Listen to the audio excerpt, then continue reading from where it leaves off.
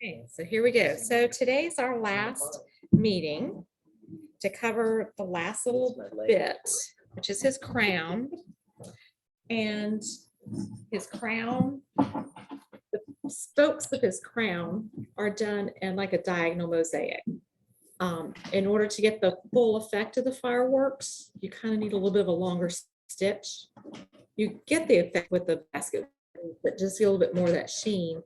I did a diagonal mosaic up in the spokey parts at the top. Of course, in the top is done in a berry velvet. You should have also a regular berry velvet, not a petite, because it's thicker and it stands out a little bit more in 13 count because it is thicker than the petite berry velvet. And then once stitched, I took the crystals that everybody got, red and blue, and there's a blue one, and just put some E6000 glue on the very tip of I cut a Q-tip in half. Feel some that dried. And I just put a little dab of E6000 on the tip of the Q-tip, cut it as slanted at an angle. And then I just put it on, you can either put it on the canvas or on the bead. I found it easier to put it on the canvas. And then either you can, if your finger's just slightly moist, the crystal will stick to your finger. And then I just plopped it on top of the glue. On the red beads, did you stitch gold underneath it, or did you leave it an open stitch to stick the bead down?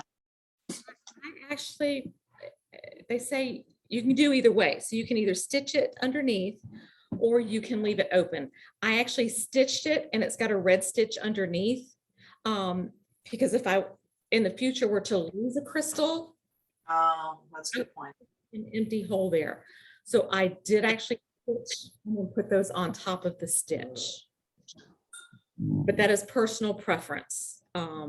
Yeah, and different instructors say different ways to do that. You can also take a pair of tweezers, and then you can pick it up too with a pair of tweezers if you don't want to use your finger, and then just plop it right down where you want it. The E6000 dries pretty quick, so when you kind of press down firm and just leave it and just give it a good hour to set, it'll be set. I did do mine before they went to the finisher and they came back no problems. She also does a great job of wrapping them really, really well. So they come back like they are a Ming vase. They are wrapped in so much bubble wrap. She does an awesome job. So that is the crown. The very tip top of the crown is done with entice in a rose stitch. So yeah, that is the crown. So now for the finishing on him. If you want to have the ribbon put on, it does cost a little bit more for the ribbon and then the time for them to stitch it on, or you don't have to do the ribbon on top for the sash. Just know that it will cost a little bit more to have the ribbon done. Some suggestions for the ribbon, if you decide not to do the ribbon for the sash, if you decide not to do it, Milanese would be pretty in there, of course, a Nobuku, or just even Diane's looks awesome with just basket weave. So yeah, so any of those stitches would look great on that sash if you decide not to do the ribbon on top. So yes. Okay, so on your background all the way around, you basically want to do a thumb's width all the way around. It equals to about 10 stitches all the way around, except you're going to have to go, more than 10 to get out over the shoulders to give them the turn. And then you want to make sure you try to get it as even as you can on both sides so that they can keep it even on both sides. Also, if you want to add the bells or add the buttons, you'll need to add those before he goes off. If he's finished, we won't be able to put them on. We can, but it'd be very hard. So you want to send those with you along with what's left of your silk and ivory thread.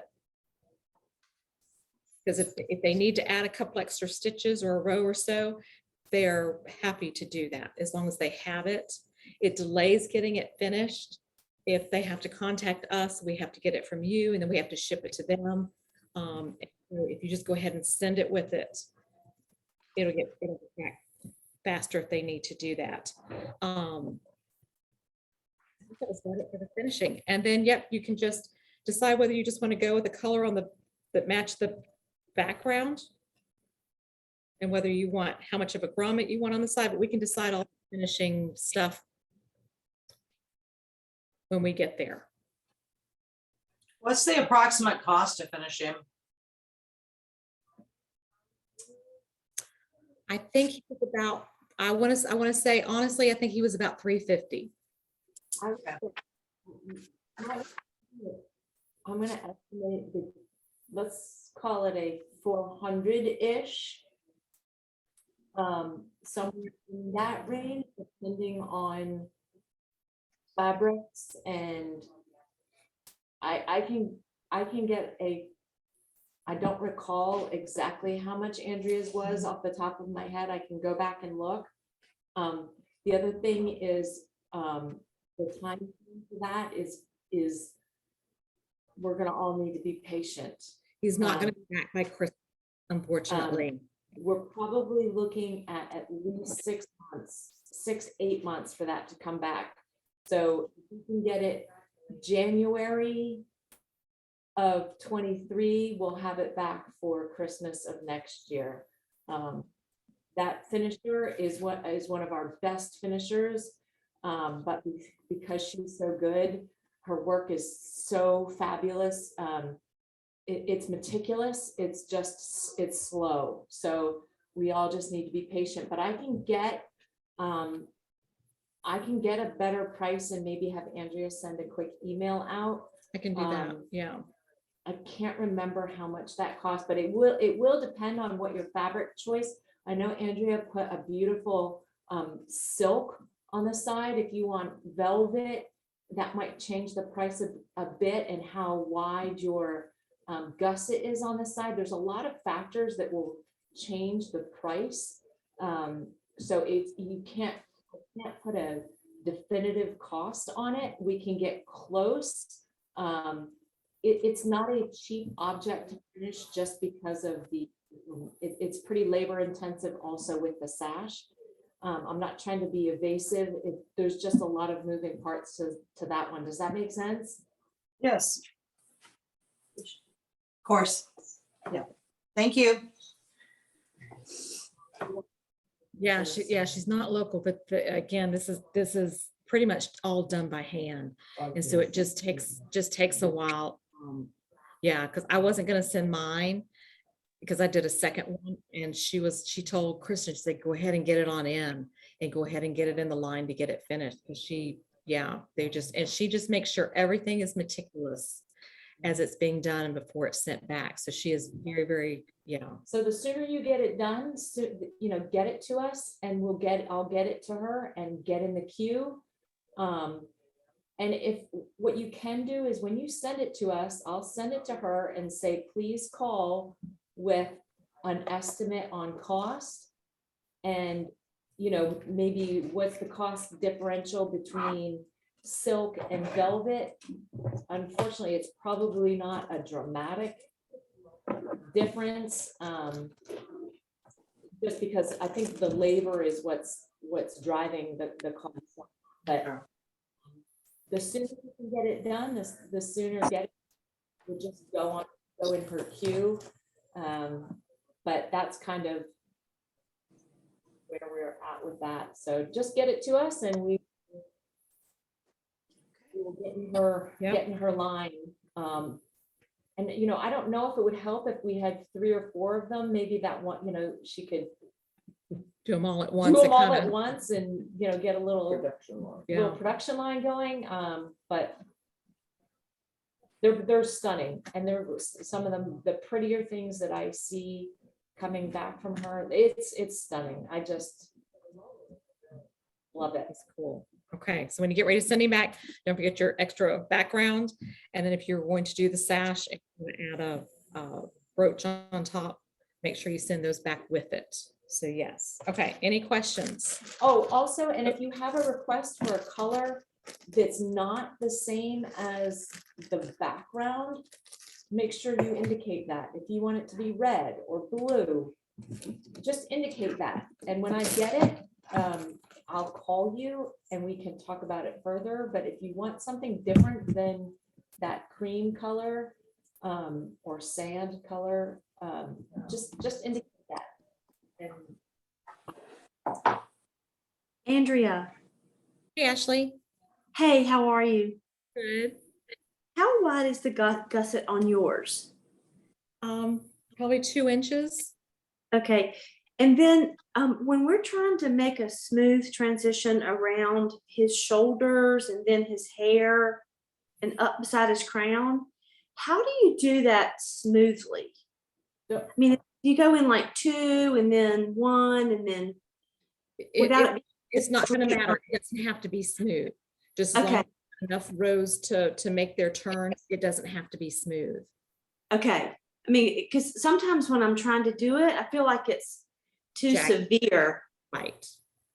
And sometimes if it's a little too, if I feel like it's too severe, I'll just throw another stitch to kind of take some of that Sharp out. take the L out. I'll just Yeah. put a stitch right in there just to kind of curve it off a little bit. Okay. Yes. Okay. Thanks. Yeah, they'll play with it. And that's another reason why you send the extra yarn or thread, is then if they need an extra stitch here and there, they can add it, to fill in where they need it. Okay. And I tuned in a little bit late. Have you done the Twisted Lazy Daisy yet? I have not, but Okay. but I'll do that. I'll do that off video since but we'll get to that. Okay. And just a quick thing. I did find at, I think Hobby Lobby or Michael's, they do make a larger blue crystal that if you decided not to do the fireworks in the top of the crown, yes. So you might be able to pick up another crystal if you decided to put a crystal in the top.